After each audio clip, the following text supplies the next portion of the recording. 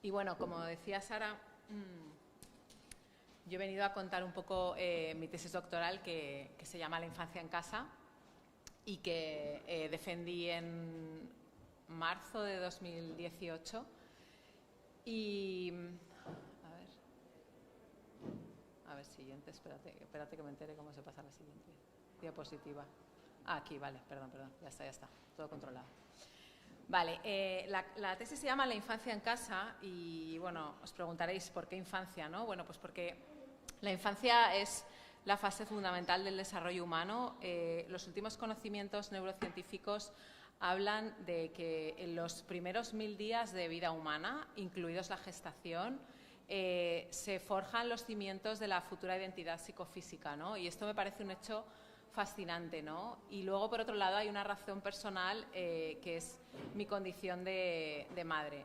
Creo que para escribir una tesis lo importante es encontrar un tema que te apasione, ¿no? Y en este caso, pues creo que una etapa que es capaz de determinar el futuro de las personas, ¿no? Y la sociedad actual, creo que merece la pena investigarla, ¿no? Por otro lado está la casa. ¿Por qué la casa? Bueno, pues porque mi condición de arquitecta hace que me interese el espacio y la tesis está centrada en el espacio doméstico occidental, ¿no?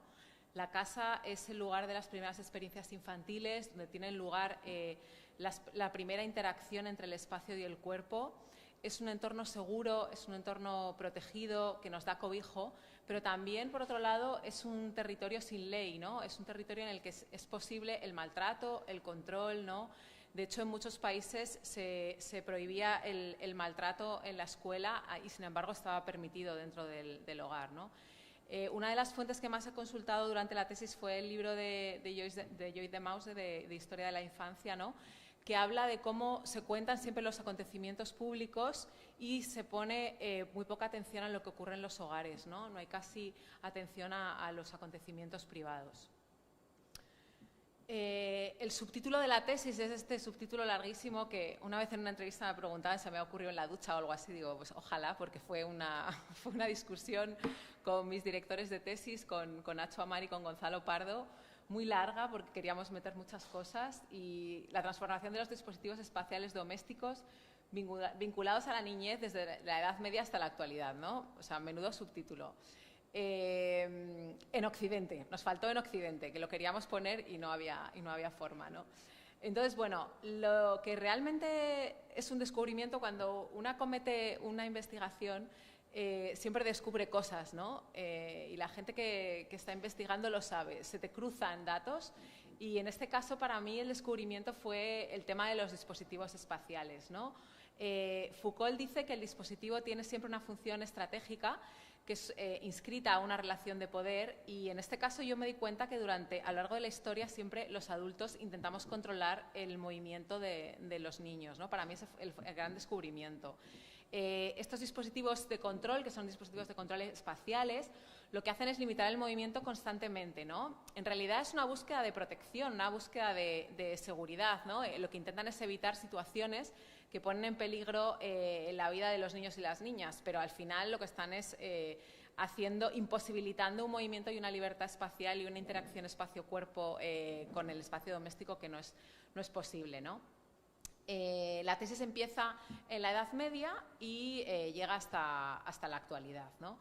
¿Por qué en la Edad Media? Bueno, pues porque en la Baja Edad Media, en realidad, Philip Aries habla de que el concepto de infancia aparece en el siglo XVII, ¿no? Por eso a mí me parecía importante partir de una situación anterior, una situación en la que la infancia no tiene espacio, no tiene lugar. A los 7 años te echan de casa y te mandan como aprendiz a un taller, ¿no? Y realmente empieza la vida adulta, no hay un concepto de infancia y, por supuesto, en esa época no existe el cuarto de los niños. Viven todos en esta especie de salón multifuncional en el que hay reuniones, todo el mundo duerme junto, criados, señores, señoras, o sea, todo el mundo está mezclado, negocios, incluso animales, ¿no? Y se cocina, se duerme, se habla de negocios, todo en esa misma sala, ¿no? Entonces, la tesis lo que propone es un acercamiento a la infancia en la Europa occidental, pero sobre todo teniendo en cuenta otras disciplinas como son la pedagogía, la sociología, la psicología, el arte y, por supuesto, la arquitectura. En este grabado que tenéis aquí, que es un grabado patricio del siglo XVI, bueno, pues se ve ya que hay algunos dispositivos, ¿no? Ahí al fondo a la izquierda se ve ahí un niño pequeñito sentado, a ver si sale, señalado, no se ve el puntero, que en una especie de sillita ahí, que tiene pinta de que tenía un orinal, o sea, está haciendo sus necesidades. Delante tenemos un andador con ruedas, ¿no?, de base cuadrada. Justo aquí delante hay dos niños que se están como dando de comer, pero también con una especie de artilugio de madera. Aquí tenemos una cuna, el padre de familia, por supuesto, con la mano levantada, dando órdenes, la madre, bueno, amas de cría, y luego esta niña pequeña que está delante de su padre, ¿no?, que lleva una chichonera. O sea, todos son esos elementos para impedir el daño, ¿no?, y para dar una idea de seguridad. Entonces, realmente lo que nos está diciendo este grabado es que en la Edad Media sí que existe ya cierto interés por las necesidades y la crianza, ¿no?, a pesar de lo que dice Filiparius. O sea, a lo mejor no hay un espacio real, pero sí que existe un cierto cuidado, ¿no?, un cierto interés por proteger a los niños. En realidad, lo que pretende la tesis es acudir al pasado para iluminar el presente, ¿no? Hay un deseo de comprender cómo la situación actual de la infancia, ¿no?, evoluciona en función de las circunstancias determinadas que están presentes desde hace siglos, ¿no? Como dice Walter Benjamin, es la idea de pasarle a la historia el cepillo a contrapelo, ¿no? Es decir, mostrar la otra cara de la misma historia, ¿no? Es el relato no contado de una infancia maltratada y controlada, ¿no? La historia de un colectivo que frecuentemente ha sido olvidado, de un colectivo invisible al que acompañan las mujeres, no solamente los niños y las niñas, ¿no?, que están también ausentes. Entonces, tiene un poco esta intención de dar voz, ¿no? Entonces, sería un análisis necesario para irrumpir en la historia actual, revisándola, cuestionándola y encontrando aspectos comunes con el pasado. Aquí hay una imagen que no ha salido, que no recuerdo cuál era, pero bueno, os cuento lo que había. Esto son lo que ocurre cuando uno tiene Mac y lo trae en un pendrive, un ordenador que no es Mac, pero bueno. Lo que intento hacer en la tesis es un análisis de la sociedad en cada época, ¿no?, un retrato cronológico del mundo infantil desde el punto de vista adulto. Hay una serie de temas recurrentes que son los que tenéis ahí, ¿no?, son familia, casa, mobiliario, dispositivos, crianza, educación, derechos, incluso legislación, ¿no? En un momento dado se prohíbe el trabajo infantil, se prohíbe el maltrato. Y bueno, hay una serie de temas recurrentes y es una investigación cronológica, lo cual hace que a veces la tesis resulte un poco repetitiva, pero a mi juicio creo que es necesario establecer un marco histórico y teórico en cada momento de la historia para entender bien dónde nos encontramos, ¿no? Fundamentalmente lo que estudio es la infancia urbana, ¿no?, en viviendas colectivas. Hay un capítulo donde hay un caso de estudio de viviendas unifamiliares, pero es el caso de las Case Study Houses americanas, pero a nivel de innovación, porque traen muchísimas innovaciones del cuarto de los niños, etcétera, que luego vienen a Europa, ¿no?, pero es algo un poco anecdótico. En esta tesis los niños y las niñas son protagonistas, ¿no?, y sobre todo también los relatos de las mujeres. La bibliografía es casi toda una bibliografía secundaria, porque lo que decía antes, la historia no cuenta la historia privada, solamente está la historia, ¿cómo era? El libro este francés de la historia privada, ¿no? Vida de la historia privada, no me acuerdo. Eso, la historia de la vida privada, gracias, que es esta enciclopedia de todas las épocas, ¿no?, donde se cuenta mucho relacionado con las mujeres, ¿no?, y con todo el espacio doméstico, ¿no? Hay muchas estadísticas sobre datos de la vida familiar también, etcétera, ¿no? Y luego hay una segunda parte de la tesis que ya sí que consulto fuentes primarias, que es ya a partir del siglo XX, donde hay muchísima documentación y, bueno, pues donde incluso pues, entrevisté a madres de día, a gente de asociaciones del parto en casa, porque también hay una parte dedicada a todo lo que supone el parto en casa, ¿no?, y cómo entra el hombre, cómo se medicaliza el parto. Bueno, todos estos temas yo creo que cuando uno escribe una tesis al final acaba tocando todos los temas que le interesan y de hecho, bueno, el tribunal me criticó un poco esto, ¿no? La tesis tiene 500 imágenes que constituyen una lectura paralela que ilustran el discurso y, bueno, pues esas 500 imágenes las he elegido de una biblioteca de más de 1.800 imágenes que recogí durante la investigación. Bueno, la tesis está en PDF, la tenéis en el enlace de la juguetoría y se puede consultar y descargar. La conclusión de la tesis, y bueno, la idea que yo tenía cuando la empecé, ¿no?, que uno empieza siempre con un objetivo, es cómo a lo largo de la historia el valor que cada sociedad da a la infancia se refleja en la estructura arquitectónica de la casa. Es decir, la vivienda asume las transformaciones sociales, científicas, artísticas y tecnológicas de cada época, ¿no? Entonces, para eso yo hago un análisis cronológico y es necesario comprender el nacimiento y la evolución de los espacios domésticos infantiles conforme a una serie de acontecimientos históricos de diversa índole que influyen, ¿no?, en esa configuración. Hay una serie de momentos que cambian la relación de la infancia y de la casa, ¿no? La tesis está cronológicamente ordenada en función del espacio infantil. La primera parte es la ausencia del espacio infantil, que sería la Edad Media. Después la segunda parte es la aparición del cuarto de los niños, que es en el siglo XVII, ¿no?, y la evolución hasta el cuarto de juegos en el XIX. Después el juego en un espacio propio, que es ya de 1900 a 1970. El capítulo 4 es los niños salen de su cuarto, que ya es del 70 al 2000, y el cuarto expandido y conectado ya del siglo XXI, ¿no?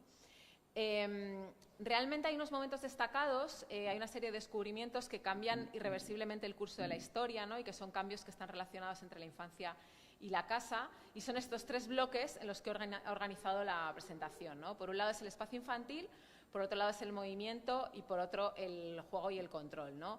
Voy a hacer una lectura transversal de los tres elementos que están interconectados, con lo cual los límites no son muy precisos y a veces se mezclan, ¿no? Bueno, este es el grabado más antiguo que he encontrado del cuarto infantil. Es un grabado de 1740, ¿no?, con una vista así un poco, una perspectiva un poco extraña, y es que realmente es en el siglo XVIII cuando aparece el cuarto de los niños en las viviendas burguesas, ¿no?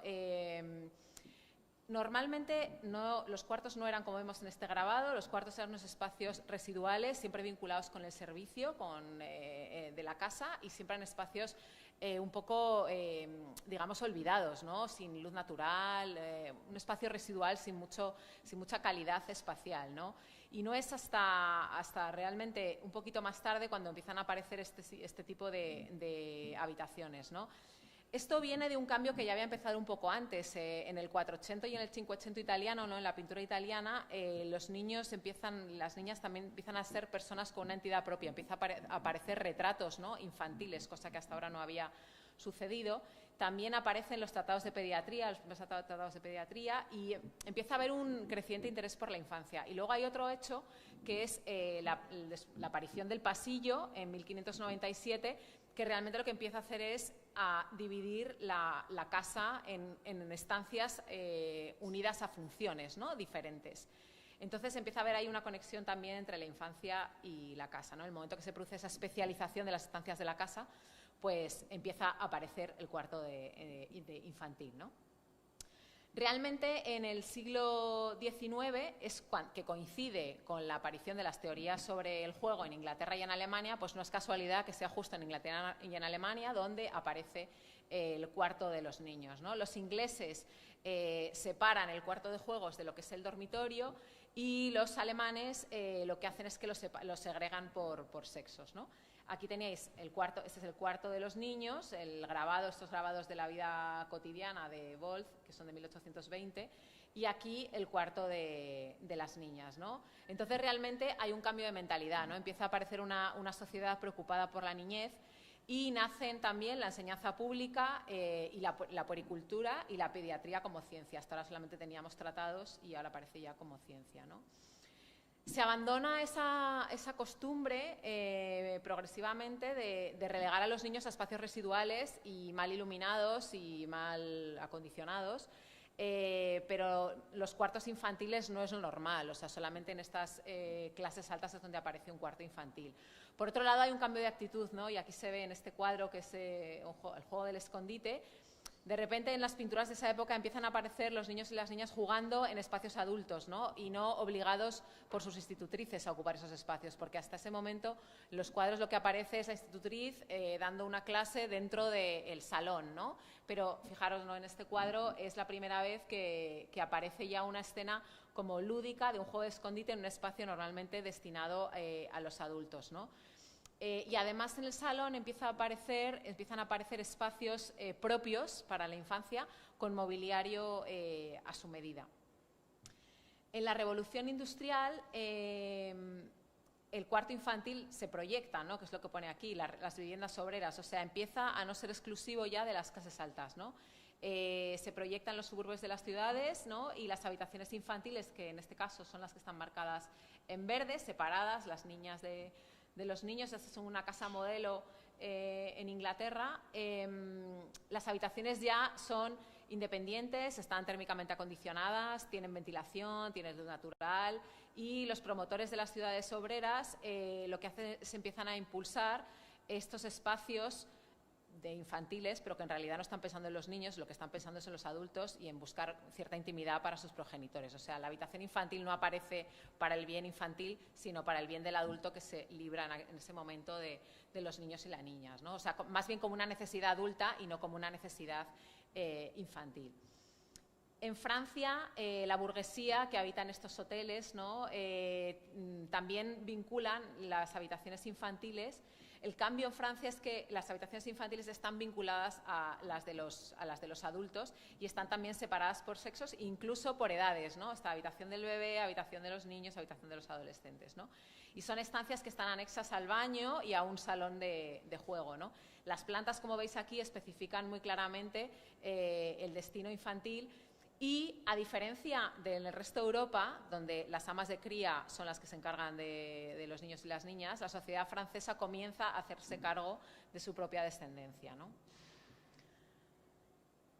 Ya en el siglo XX, varias publicaciones ponen de manifiesto la necesidad de reservar a los niños y a las niñas un espacio privado dentro de la casa, ¿no? En Suecia se publica un libro que es The Century of the Child, donde se plantean las bases de la pedagogía moderna, ¿no? Como parte de un movimiento que lo que reivindica es que las viviendas sean lugares donde los más pequeños y pequeñas sean bienvenidos, ¿no? Entonces, artistas como Carl Larsson, que seguramente conocéis, estas ilustraciones maravillosas, pues reflejan luminosos interiores infantiles, ¿no? Con muebles de madera pintados de vivos colores, y hay un deseo de crear piezas de mobiliario de buena calidad, pero también que sean accesibles a todos los estratos sociales, o sea, salir también de este mundo de diseño solamente para las clases altas, ¿no? Y el diseño de estos muebles también asume parte de las transformaciones que tienen lugar en la sociedad y en la niñez, ¿no?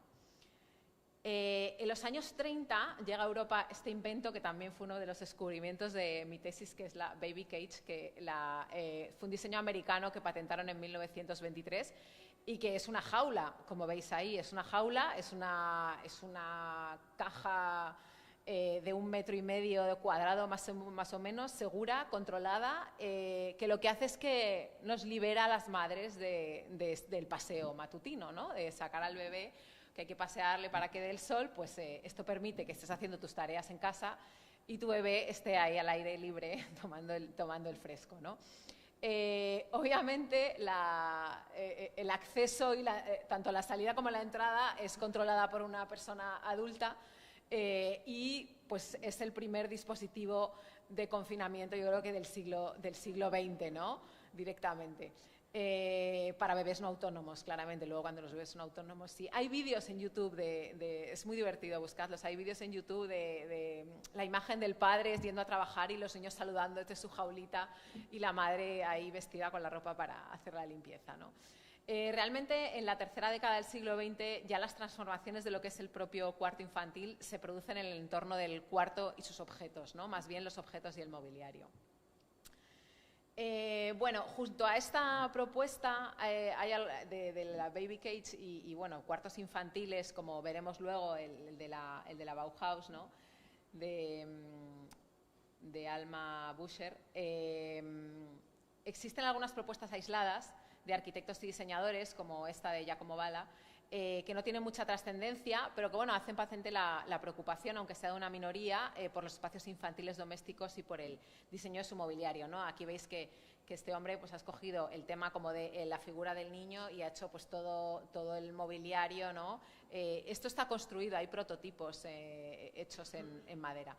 A pesar de estas propuestas que son novedosas, bueno, pues todavía se siguen utilizando elementos que tratan de limitar el desplazamiento infantil con el fin de evitar las situaciones peligrosas, ¿no?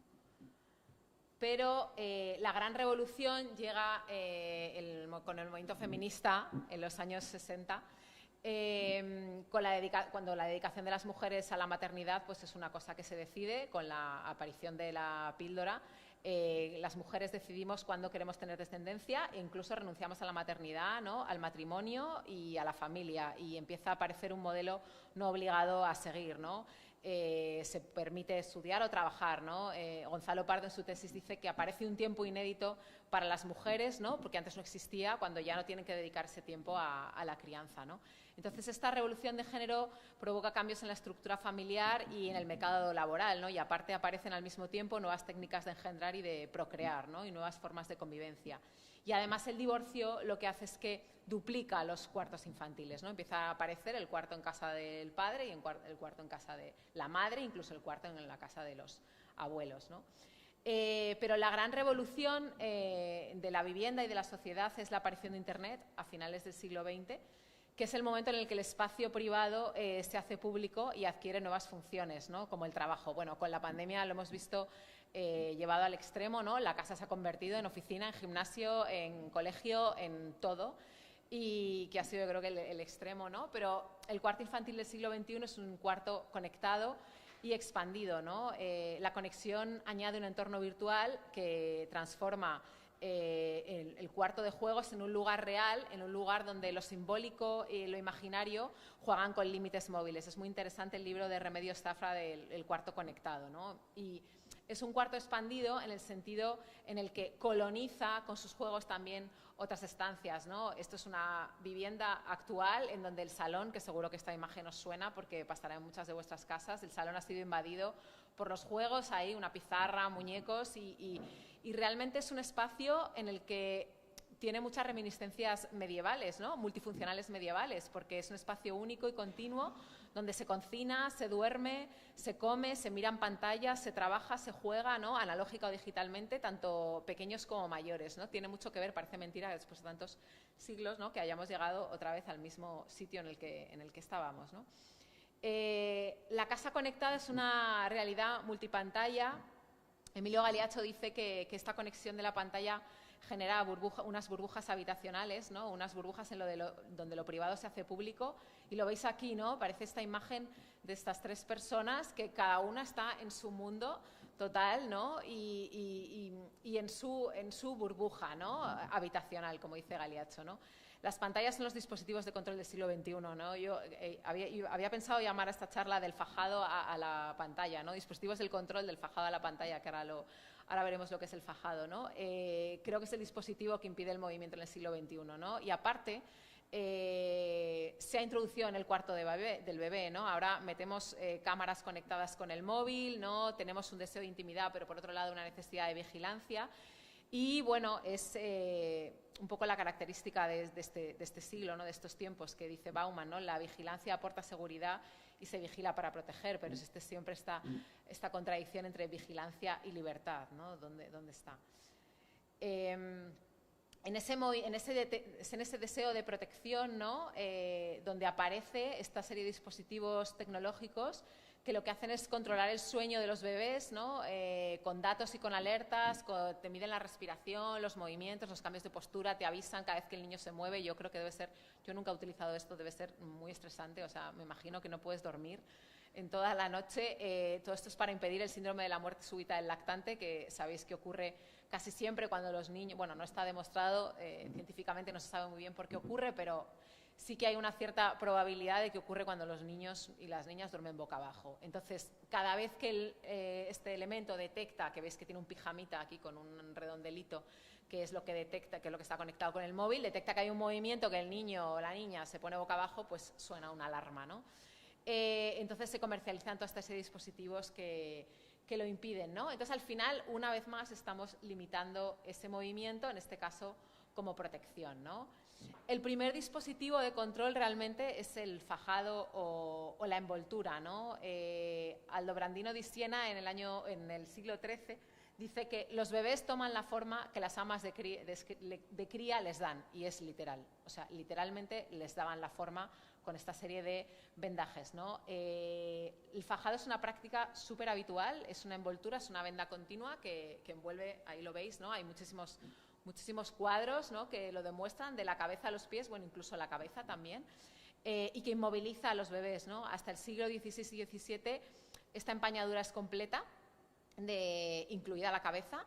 A los 4 meses se dejan los brazos libres, el cuerpo y las piernas se suele dejar entre los 6 y 9 meses más. Y bueno, estudios científicos de los años 60 han demostrado que los niños, los bebés enfajados, duermen mucho más, lloran mucho menos, son mucho más pasivos, introvertidos, inactivos, ¿no?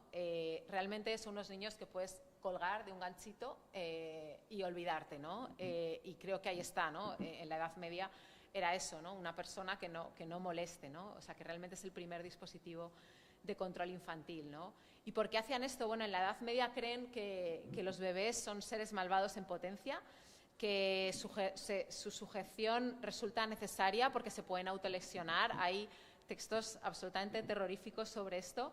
Y también, por otro lado, es un intento de proteger la deformación de unos huesos que consideran débiles, ¿no? Y también la pérdida de calor. Pero en realidad lo que está impidiendo es cualquier tipo de movimiento, de desplazamiento que evite, ¿no? O sea, que lo que hace es evitar la obligación de prestarles atención y permite dejarles en un lugar donde no molesten, ¿no? Imaginaros también el trabajo que era, eso hay muchos textos sobre las amas de cría, envolver y volver, o sea, quitar la venda y volver a envolver a un bebé, ¿no? Claro, estos bebés se hacían todas sus necesidades, igual les cambiaban una vez al día con las consiguientes escoceduras y problemas cutáneos, ¿no?, que eso traía. Los ingleses suprimen el fajado a finales del siglo XVIII, o sea, muy tarde, y en Francia y Alemania sigue hasta el siglo XIX. O sea, realmente este para mí fue otro descubrimiento de la tesis que no conocía. Igual que este elemento, que os preguntaréis qué es, este es un elemento italiano que se llama el arcutio, que es del siglo XVII. Y lo que hace es proteger a los bebés cuando duermen con los adultos. O sea, el bebé está metido dentro de esta especie de jaulita y esas hendiduras C son para que la madre coloque el pecho y les dé de mamar, ¿no? O sea, es la primera muestra que hay de colecho real, pero ¿qué pasa? Que había muchísimos infanticidios ocultos, bueno, que eran, ¿cómo se dice?, muchos infanticidios que realmente querían, como parecían que eran accidentes domésticos, ¿no? Que los niños habían muerto asfixiados porque en un momento dado por la noche les había aplastado un adulto, ¿no? Entonces, para evitar esto, en Florencia se obliga a usar el arcutio para justamente encubrir, no dejar de encubrir este infanticidio, ¿no? Bueno, esta función no dista demasiado de las cunas de colecho actuales. Obviamente en el colecho tenemos una cunita pegada, ¿no?, adosada a la cama, pero bueno, podría dentro de unos límites, ¿no?, podría aparecer. La cuna es un elemento importantísimo, ¿no?, que realmente aparece en el siglo XIII, aparecen las primeras representaciones de la cuna, que son sencillos cestos de mimbre, ¿no?, de ahí viene la palabra Moisés, cuando encontraron a Moisés en las aguas, ¿no? Y aparece con una necesidad concreta de que los bebés tengan un lugar seguro, confortable, a medida y que sean transportables, ¿no? Yo creo que hay varios momentos cruciales de la cuna desde el punto de vista del movimiento y del espacio, ¿no? Que el diseño incluye el mecer en la Edad Media, es el primero de los momentos importantes. Y después que bueno, aquí tenemos una cuna del siglo XIX, la de madera y bronce de la izquierda, y la de la derecha seguro que muchas y muchos la conocéis, que es la cuna de la Bauhaus de 1922, que no tiene nada que ver, está mece y bueno, ya es un espacio diferente, ¿no? En las primeras décadas del siglo XX ya empieza a diseñarse como un espacio y no como un mueble para albergar bebés, ¿no? Empieza a tener importancia la percepción de los bebés desde dentro. Y entonces empiezan a aparecer distintas envolventes como barrotes, como mallas textiles, bueno, mimbre, ¿no?, como está en la de la Bauhaus. Realmente aquí veis, ¿no?, que hay 110 años de diferencia entre una cuna y otra y bueno, pues tiene otra escala también distinta, ¿no? Quizá la de la izquierda es una cuna más pensada para el adulto, para la comodidad del adulto, y la otra casi puede ser utilizada como un juguete incluso desde fuera, ¿no? En este otro dibujo de Larson, ¿no? Hablo de la cuna como primer habitáculo. La cuna ya adquiere una condición casi de estancia, ¿no? De un lugar donde permanecer entretenido. Sigue siendo un espacio de confinamiento, pero ya es posible introducir juguetes, aunque no es posible ni entrar ni salir libremente, obviamente hasta ciertas edades, ¿no? Otro de los momentos es la introducción de las ruedas en la cuna. Aquí está Nana Ditzel, gran diseñadora, con sus taburetes Triesen y la cuna Lulu, que es del año 63, que además de incluir el balanceo, incluye las ruedas, ¿no? Bueno, pues para permitir el movimiento y que te acompañe el bebé en casa, ¿no? Otro de los elementos, bueno, esta soy yo, en 1974, es el corralito o el parque infantil, ¿no? Que es este recinto que se cierra, que está hecho a medida, típico de los años 70, pero que ya lo que supone es una construcción de una espacialidad nueva, ¿no? El cerramiento empieza a fomentar una relación entre el bebé, entre el exterior y el interior, ¿no? Pero sigue teniendo esta función controladora de un recinto cerrado, permeable, en el que la salida no es posible, pero en el que ya puede haber una interacción de objetos que entran y salen, ¿no? Realmente hoy todavía se utiliza, o sea, se utiliza en algunos entornos. De hecho, me acuerdo, al final puse esta foto porque no encontraba fotos de parques actuales, ¿no? Algunos en Wallapop muy antiguos, ¿no? Y el tema de los barrotes, ¿no? Realmente la cuna es el primer escenario donde actúan los bebés, donde comienza la primera percepción espacial, el primer habitáculo, y es el primer escenario de los procesos mentales, ¿no? Entonces, al diseñar la cuna como un objeto, como un espacio en lugar de como un objeto de mobiliario cuya finalidad es solamente albergar un bebé, pues empieza a tener importancia el modo en el que se produce la percepción de las criaturas, ¿no? Y entonces surgen estas envolventes a base de barrotes, de mallas, de entramados, ¿no? Y este cerramiento que separa el adentro y el dentro y fuera trata de fomentar la relación del bebé con el exterior, ¿no? Pero esta configuración también refleja una función controladora, ¿no? Que es la de un recinto permeable, ¿no? Y del que no es posible salir de forma autónoma. O sea, yo creo que un niño, hasta que no tiene 1 año y medio o incluso 2 años, no es capaz de ya empezar a escalar y salir de la cuna, ¿no? Frecuentemente se realiza con barrotes verticales de madera a una distancia no superior a 10 centímetros como medida de seguridad para que no se pueda introducir la cabeza entre ellos.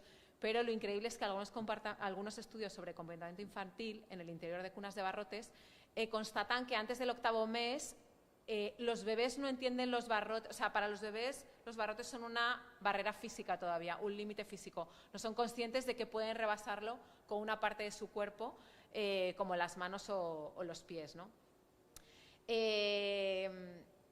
Tenemos aquí otros ejemplos. A lo largo de la historia, ¿no? Esto ya es actual, ¿no? La cuna de IKEA del 2017, de que permite justamente cuando el bebé es más pequeño, ¿no? La foto de abajo, el bebé es más pequeño, te lo puedes tener más arriba del colchón, cuando ya se puede poner de pie a esa altura se baja el colchón y luego permite eliminar esta parte para que ya sea una transición a la cama más fácil, ¿no? Y la cuna transformable, esto que pues hace lo mismo, ¿no?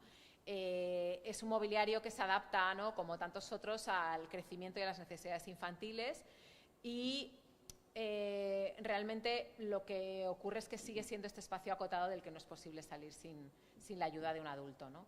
Aquí tenemos un ejemplo de otra cuna de colecho en la que se establece una nueva relación, ¿no? Espacial, corporal, pero que en algún momento también puedes separar de la cama. Y otro elemento importante también de mobiliario infantil es el andador, ¿no? El andador como apoyo del aprendizaje motor.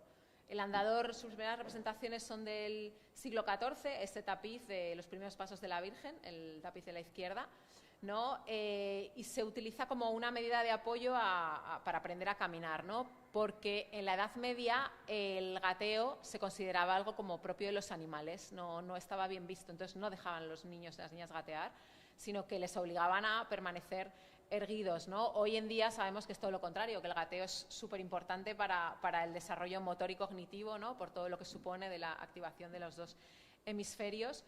En esa época era un dispositivo muy sencillo, ¿no? El cuadro de la derecha es el reverso de la subida al Calvario del Bosco, que en el reverso, si estuviste en la exposición del Prado, en la parte de atrás se veía este cuadro. Y bueno, pues denota una preocupación por el desarrollo motor, ¿no? El andador va evolucionando, el de la izquierda es del siglo XVI y el de la derecha del XVI y el otro del XVIII. Realmente se pasa de una base rectangular a una base hexagonal o circular con forma de anillo, ¿no? El andador protege e incita el movimiento y supone una exploración del espacio doméstico, ¿no? Y a la vez una protección de elementos peligrosos como el fuego, ¿no? No permite acercarse, o sea, esta sección que tiene, que la parte de abajo sea más ancha, no permite acercarse a elementos peligrosos, ¿no? Pero la salida sigue siendo imposible, ¿no? Tiene que ayudar un adulto. Es muy popular entre las clases altas en Inglaterra, en Alemania y en los Países Bajos en los siglos XVII y XVIII. Y Rousseau está en contra de este tipo de ayudas, ¿no? Artificiales frente al aprendizaje, ¿no?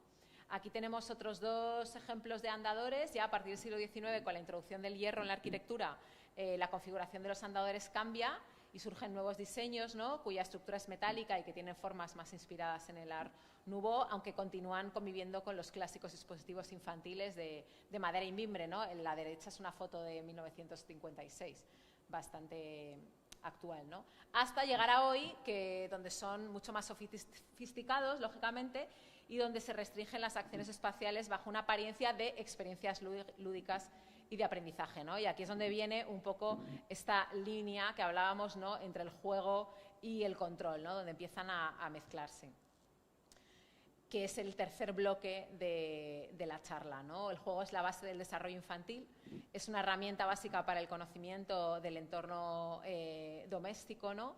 Y es un momento, ¿no? en mi tesis en el que yo decido no hablar del juguete, decido dejar esa parte fuera, ¿no? Y quedarme en el juego como mediación entre el cuerpo y el espacio, ¿no? Y como detonante de cambios espaciales. En el mismo año que aparece, esto es increíble, ¿no? En el mismo año que aparece la Baby Cage, Alma Buscher hace este planteamiento completamente innovador de un cuarto infantil en la exposición de la Bauhaus, ¿no? Fijaros el mobiliario que favorece la creatividad y el juego totalmente. Son una serie de cajas apilables, juego simbólico. Las cajas se pueden apilar, te puedes esconder en ellas, puede ser un cochecito, ¿no? Entonces, esto supone un punto de inflexión donde aparece un dispositivo pedagógico que va más allá del control y donde se permite la transformación del espacio, ¿no? Porque se permite el desplazamiento y el almacén de las piezas. El juego y el control se confunden, como veíamos antes, ¿no? La trona de Stefan Giff en 1962 añade este componente lúdico, que son las dos bolas de colores, la roja y amarilla, en la barra de protección delantera, ¿no? Con las que los usuarios pueden interaccionar. Ya previamente Nana Ditzel había eliminado la bandeja, las tronas tenían una bandeja, como siempre, y entonces eso hacía que los niños y las niñas no se pudieran incorporar, digamos, en la mesa de los adultos, ¿no? Y Nana elimina esa bandeja para participar en 1955 para participar en las reuniones infantiles y luego Stefan Giff pues retoma ese elemento de diseño y añade esto, ¿no? Aquí el control y juego se confunden, se desvanecen sus límites y esto ya va a ser una constante en los diseños posteriores. He introducido, aunque se salga un poco del tema del control y del juego, porque me ha parecido muy interesante este ejemplo, que es una silla que seguro que todas y todos conocéis, pero que es del año 72, que es la trona Trip Trap, en la que con ella empieza la idea del mobiliario evolutivo, ¿no? Cómo va pasando por las diferentes fases hasta el punto de ser utilizada para los adultos, ¿no? En los 70 aparece el plástico, con la revolución que esto supone, porque el mobiliario infantil de repente es ligero, tiene unas formas aerodinámicas, unas formas curvas, y entonces empieza a aparecer una frontera difusa entre el juguete y lo que es el mueble, ¿no? Esta ligereza permite el traslado a otras estancias y la expansión de la habitación infantil que empieza a invadir los espacios adultos, ¿no? Flexibilidad y multiuso, ¿no? El mueble como juguete, el mueble que permite variaciones, ¿no? Si estuvisteis en la exposición del Juego del Arte en la Juan March de Juan Bordes el año pasado, estaba la silla Zocker, ¿no? Pero otro de los cambios de la casa viene con la colonización infantil de los espacios adultos gracias a los videojuegos, ¿no? El nacimiento de las videoconsolas supone que hay un momento en el que los adultos y los niños y las niñas juegan juntos en el salón, ¿no? Esto ya había ocurrido con la aparición de la televisión, que es una ventana al exterior y que había sustituido a la radio y que en realidad se coloca en el centro de una sala y empieza a aparecer todo el mobiliario en forma de U alrededor de la televisión. Incluso aparecen muebles específicos para la televisión, como es el mueble de la televisión, pero también la mesita baja para cenar o para comer mientras se ve la tele. Y la televisión lo que hace es que altera el tiempo como estructura doméstica, ¿no? La televisión, tal y como la entendíamos en aquella época o en la nuestra, ¿no? Cuando solo había 2 canales, marcaba los horarios, marcaba el horario de la comida, de la cena, del ocio, estaba la carta de ajuste, estaba el vamos a la cama y empieza a establecer un orden. No es como ahora que Disney Channel está 24 horas, ¿no? Emitiendo. Entonces, es otro tema de inmovilización, ¿no? Estos programas que también inmovilizan a los niños y las niñas, ¿no? En los 70 también se comparte un espacio-tiempo común con la autoconstrucción de muebles de bajo coste, ¿no? Hay un libro muy famoso que ahora os enseño la portada, en el que es todo un catálogo de cómo construir esta especie de elementos de juego y de estancia dentro de las viviendas, ¿no? Estas pequeñas estructuras habitables modulares, multifuncionales, que son unas piezas flexibles, que son un híbrido entre mobiliario y arquitectura, ¿no? Porque son elementos que transforman completamente el cuarto infantil, pero que también se pueden ubicar en cualquier otro lugar de la casa, ¿no? El libro es este, Nomadic Furniture, que es un libro que se puede encontrar hoy. Esta es una edición actualizada. Y la parte de la izquierda es uno de los ejemplos que vienen. O sea, es un manual realmente de construcción, ¿no? De construcción con cartón, de construcción infantil. Los diseñadores también proyectan pequeñas estructuras habitables modulares, como estas, ¿no? Que, bueno, algunas, en este caso es una pareja que los construyen para su hijo Joshua, que se llama, bueno, de Josh Henry Living Structure, un elemento que está formado por 2 estructuras cúbicas, como veis, una cerrada, para realizar distintas actividades, vamos, para dormir, y la otra para realizar distintas actividades, ¿no? Tiene ahí un banquito y una mesa, ¿no? Y la otra parte es como para la relajación, ¿no? Con un espacio para dormir donde caben incluso varios niños y se puede ajustar a distintas alturas y que se entra a través de esa escotilla, ¿no? Además, uno de los cerramientos tiene un acabado de pizarra, con lo cual, bueno, pues se puede dibujar en ellos y bueno, pues es una pieza que reconfigura el espacio de la habitación porque tiene un tamaño mayor que un mueble ordinario, pero que también se puede colocar en otro sitio de la casa, ¿no? Y que además puede crecer y transformarse junto a sus usuarios y se adapta a sus exigencias y sus deseos, ¿no? Seguro que conocéis el habitáculo de Bruno Munari, ¿no? Esta litera que servía absolutamente para todo, ¿no?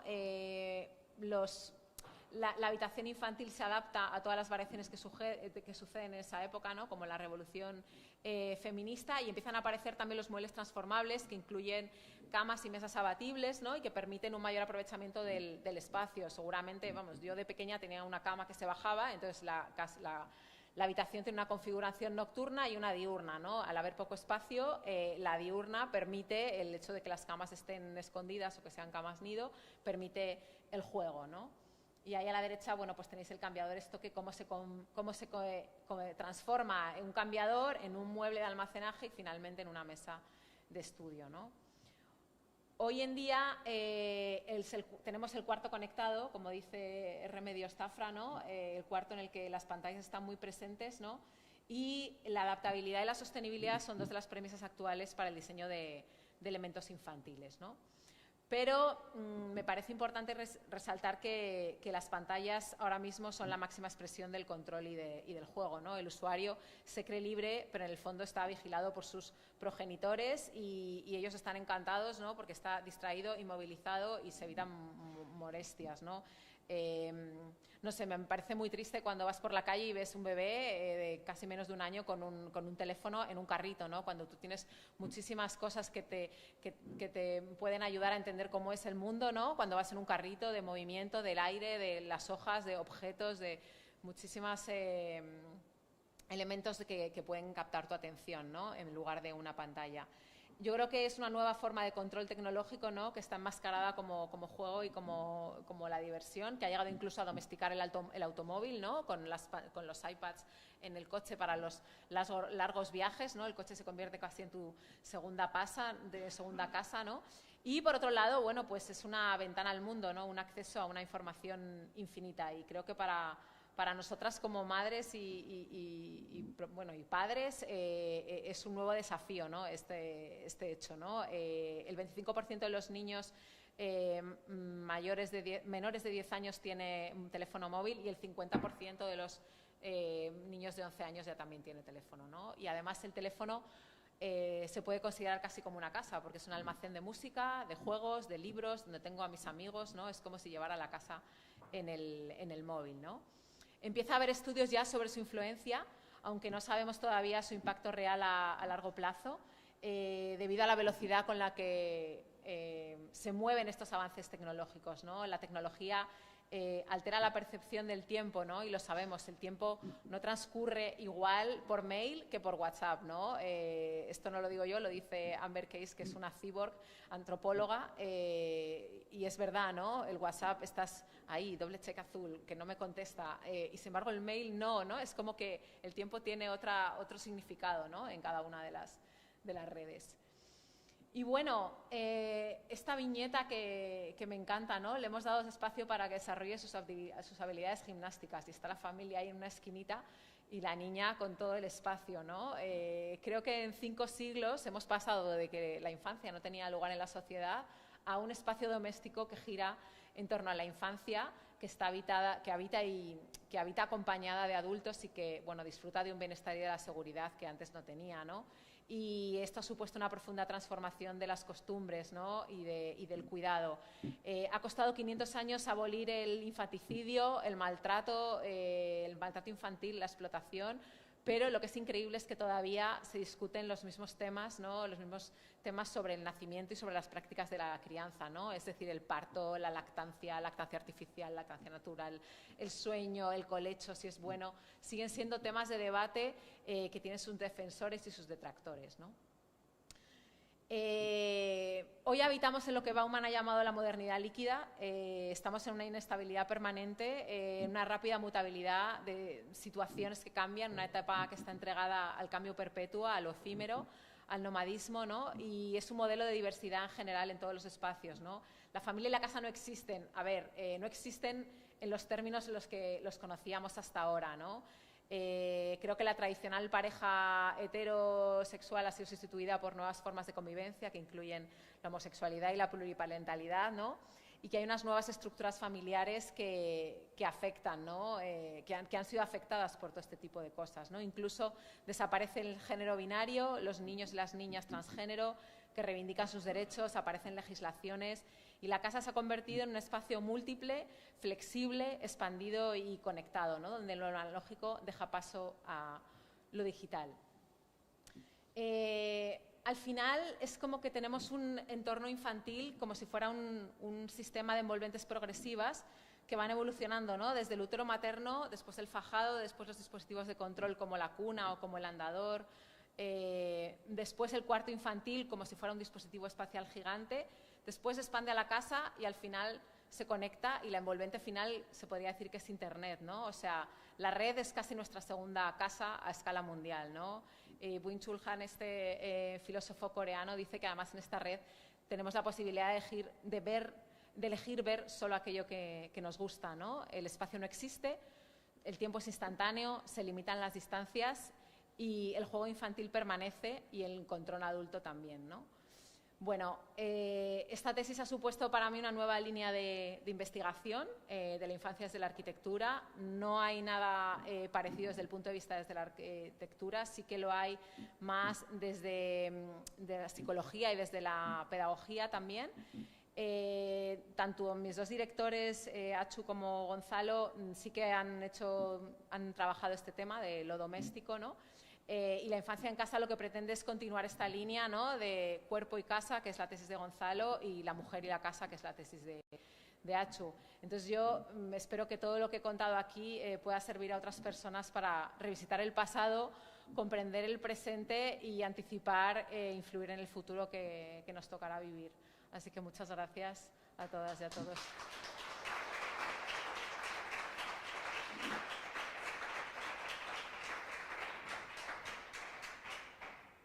Bueno. 50 minutos. Guay. Bueno, se ha alargado esta sesión mucho, pero sí que sería interesante si a alguien le quedan preguntas o debates que o lo iniciemos aquí o como venimos haciendo otros días, nos salgamos al patio a conversar. ¿Alguien de aquí tiene alguna pregunta que hacer en público o seguimos en el patio? Yo creo que se han quedado traumatizados entre la baby cage y el fajado. Bueno, y las guillotinas de... El arcutio. Hoy ha sido un poco... las guillotinas de antes. Sí, y toda la poesía dura de Miguel Ángel de hablarnos de otros dispositivos de control. Sí, ha sido una jornada muy poco happy flower hoy de esto de estamos construyendo la fábrica de juguetes, pero no sé, yo estoy muy contenta. No sé, es que me quedan un montón de preguntas, pero no sé si es el momento ahora de hacerlas. ¿Alguien o entre vosotros queréis haceros preguntas? ¿No? ¿No? Bueno, es que ha sido una jornada muy larga. Pues nada, quien se quiera sumar, nos quedamos a tomar una Coca-Cola o una cerveza aquí fuera. Muchas gracias por venir, gracias a todas las personas que están siguiendo el streaming y todo esto queda grabado para reconsultarse hasta el infinito. Gracias. Gracias.